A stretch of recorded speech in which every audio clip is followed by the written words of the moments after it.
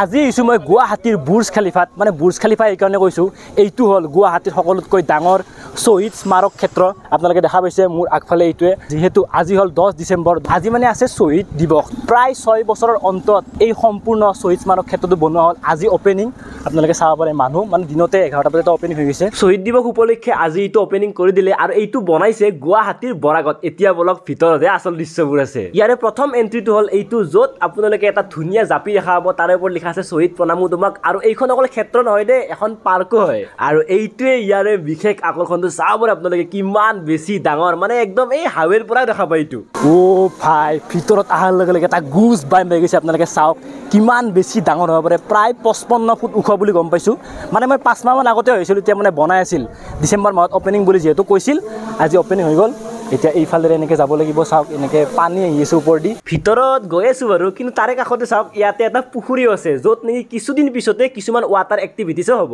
মানে সেইটো ফালেও আছে আৰু এইটো পাৰে আছে এটা পুখুৰী চাওক কিমান ডাঙৰ এই পুখুৰীটোৰ ওপৰ দি এখন ব্ৰিজ হোৱাৰ সম্ভাৱনা মানে মই শুনিছোঁ আৰু গম নাপাওঁ কিমান সঁচা কেৱল ৱাটাৰ এক্টিভিটিছে নহয় ইয়াতে চাইকেল ট্ৰেকৰো সুবিধা কৰিছে এতিয়া বলক ভিতৰত যাওঁ তাৰপিছত সেইবোৰ বাৰু দেখাম বাৰু আৰু চাওকচোন সঁচাকৈ বহুত বেছি ডাঙৰ কিন্তু দেই আপোনালোকে ৰিয়েলত আহিলে মানে গম পাব আৰু ভিতৰত যোৱাৰ আগতে ইয়াতে চাওক পানী মানে পানীৰে একদম এইখিনি পুৰা ফিল আপ কৰি দিছে আৰু এইটো ফালেও আছে পানী মানে ধুনীয়া লাগিছে কিন্তু এইখিনি চিষ্টেমটো কিন্তু পানী দি একদম পুৰা গোটেই ভৰ্তি কৰি দিছে ভাল লাগিছে কিন্তু এইফালে এটা পুখুৰী আৰু এইফালে ধুনীয়াকৈ পানী ৰাখিছে চাওক ৱাও পানীৰ মাজত এইটো শ্বহীদ বেদীটো পানীৰ কাষেৰে এনেকৈ ধুনীয়াকৈ এক ৰাউণ্ড আপোনালোকে মানে ফুৰিব পাৰে আৰু যিহেতু বনাইছে আমিও ঘূৰিয়ে চাওঁ অলপ আগতে কৈ আছিলোঁ বুৰ্জ খালিফাৰ দৰে দেখাত মানে বুৰ্জ খালিফা বাদ দিলোঁ চাইনাত এখন হোটেল আছে গ্ৰেণ্ড লিছবো হোটেল বুলি মানে সেইখনৰ নিচিনা ছেম মানে সেইখনৰ নিচিনা নকল মাৰাৰ নিচিনা লাগে মানে এই শ্বহীদ বেদীটো মানে ধেমালি কৰিছোঁ বাৰু মানে সম্পূৰ্ণ এইটো এটা টানেল মানে টানেলটো ভাবিছোঁ গোটেই সম্পূৰ্ণ ঘূৰি লওঁ আৰু ইয়াতে মাছ চাছ পাম নেকি আৰে মাছ চাছ পাম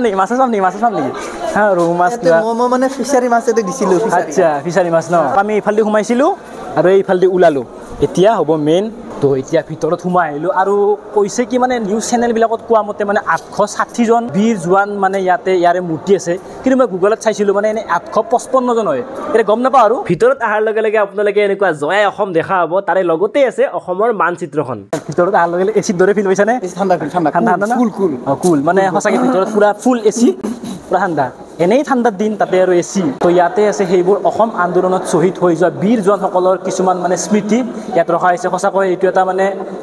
বেলেগ এটা ফিলিং ইয়াতে আহিলে বেলেগ এটা ফিলিং পোৱা যায় আপোনালোকে কোনফালে চাব চাওক চাৰিওফালে কেৱল অসম আন্দোলনত শ্বহীদ হৈ যোৱা সেই যেতিয়া মানে সেইবিলাক আন্দোলন হৈছিল তাৰে মানে ইয়াতে গোটেই মানে স্মৃতিবোৰ মানে ৰখা হৈছে চাওক ইয়াৰ ফটোবোৰ কিমান ধুনীয়াকৈ সজাই থৈছে আৰু এতিয়া বলক ছেকেণ্ড হলটোত যাওঁ এইবিলাকে সেইবোৰ প্ৰতিমূৰ্তি যিবিলাক অসমৰ আন্দোলনত শ্বহীদ হোৱা বীৰ জোৱান সকল আছে ইয়াত লিখা আছে নলিনী চৌধুৰী এই প্ৰতিমূৰ্তিবোৰ দেখা পালে এটা বেলেগ এটা ফিলিং এটা কাহিনী বুজায়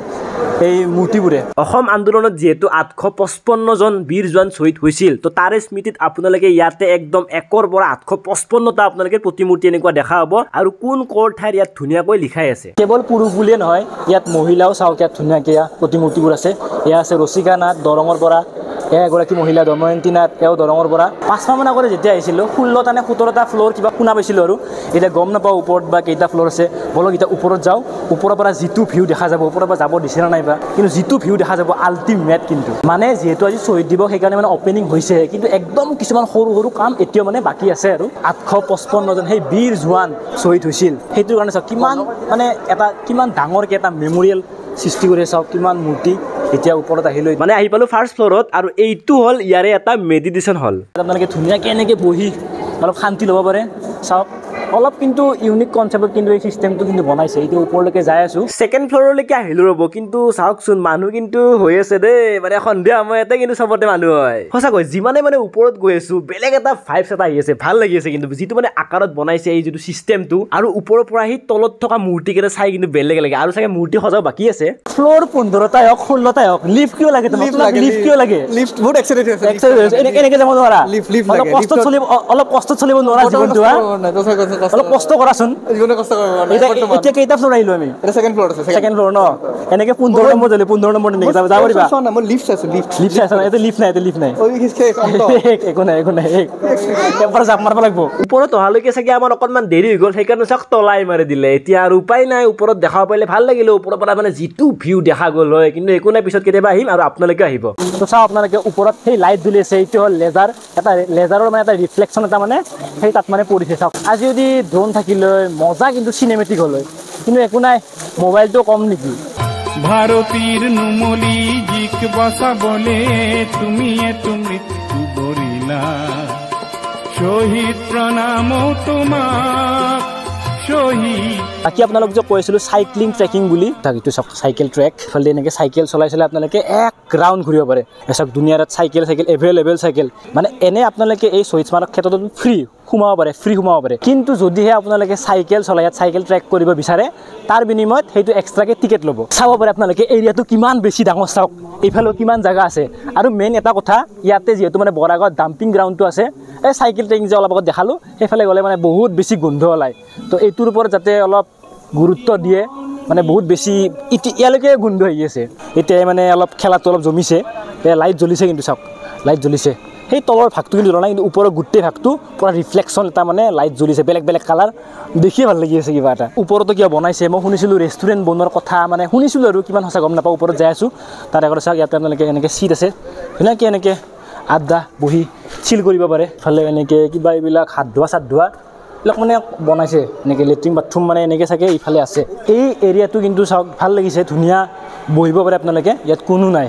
এতিয়া আমি ওপৰত যাম এই ওপৰত যাব পাৰি ওপৰত এতিয়া ইয়াতে এনেকৈ ধুনীয়াকৈ আপোনালোকে বিন্দাছ বহিব পাৰে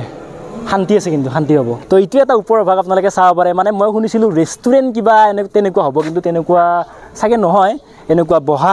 ধুনীয়াকৈ বনাইছে আৰু এটা অতিকৈ ৰিকুৱেষ্ট কৰিছোঁ মই সেই কাপালবিলাকক মানে গুৱাহাটীত কিবা অপেনিং হ'লেই হ'ল পাৰ্ক বা তেনেকুৱা তাতেই মানে একদম ভৰ্তি হৈ যায় কিন্তু ইয়াতে আহিলে আপোনালোকে আহিব কাপালে আহিব কিন্তু ইয়াতে সেই বেয়া পৰিৱেশ তেনেকুৱা সৃষ্টি নকৰিব কাৰণ বেয়া দেখি এনেকুৱা জেগাত কিন্তু সঁচাকৈ বেয়া দেখি কাৰণ যিহেতু এইটো এটা শ্বহীদ স্মাৰক ক্ষেত্ৰ হয় তো ধুনীয়া এটা পৰিৱেশ আহিল আৰু ভাঙিম দে ৰাতি কোনে চাম দে তুমি নাইবা এটা মক্কেল বুলি ক'ব মক্কেলে হয় আৰু কি ক'ম মক্কেলে হয় গমেই পালা মানুহে মক্কেল কৰোঁ এতিয়া আৰু ৰাউণ্ডকৈ আপোনালোকে এবাৰ চাই লওক গোটেই পৰিৱেশটো ওপৰৰ মানে ধুনীয়া আৰু মানে ইয়াত কিন্তু বহাৰ কাৰণে কিন্তু অসুবিধাৰ চিষ্টেমে নাই সুবিধা চাৰিওফালে বহিব পাৰে আৰু ইয়াৰ পৰা ওপৰৰ পৰা এই শ্বহীদ স্মাৰক ক্ষেত্ৰ দেখিবলৈ বহুত বেছি ধুনীয়া আৰু ইমানেই ওখ একেবাৰে দ্বীপৰ বিলৰ পৰা দেখা পায় এতিয়া শ্বহীদ স্মাৰক ক্ষেত্ৰটোৰ একদম বেক চাইডে আহিছোঁ আৰু আপোনালোক যে কৈ আছিলোঁ কাম আৰু বাকী আছে বুলি এয়া চাওক মোৰ পিছফালে এইটো চাওক ইয়াতেও কিবা বনাব আৰু সঁচাকৈ এৰিয়াটো বহুত বেছি ডাঙৰ এই পুখুৰীটো একদম এক ৰাউণ্ড ঘূৰি এই এনেকৈ মানে আপোনালোকে ৰিয়েলত যেতিয়া আহিব তেতিয়া গম পাব সঁচাকৈ বহুত ডাঙৰ এৰিয়া বহুত ডাঙৰ এইটোতো আৰু কিবা বনাব বাকীয়ে আছে তো এইটোৱে আছিল পৃথিৱীৰ সকলোতকৈ ওখ শ্বহীদ বেদী এতিয়াৰ পৰা ওলাইছোঁ আপোনালোকে যদি গুৱাহাটীৰ বাহিৰত আছে নিশ্চয় কেতিয়াবা ইয়াতে আহিব আৰু যদি গুৱাহাটীত আহে ইয়াতে এদিন আপোনালোকে ভিজিট কৰি যাব সঁচাকৈ ইয়াত আহি মানে বেলেগ এটা ফিলিং এটা পোৱা যায় আৰু এটা কথা বহুত বেছি গোন্ধ ওলাই আছে কিন্তু আৰু এটা কথা ভিডিঅ'টো লাইক কমেণ্ট শ্বেয়াৰ সকলোখিনি কৰি দিব নহ'লে কিন্তু মই বহি ইয়াতে নেক্সট ভিডিঅ' আৰম্ভ কৰি দিম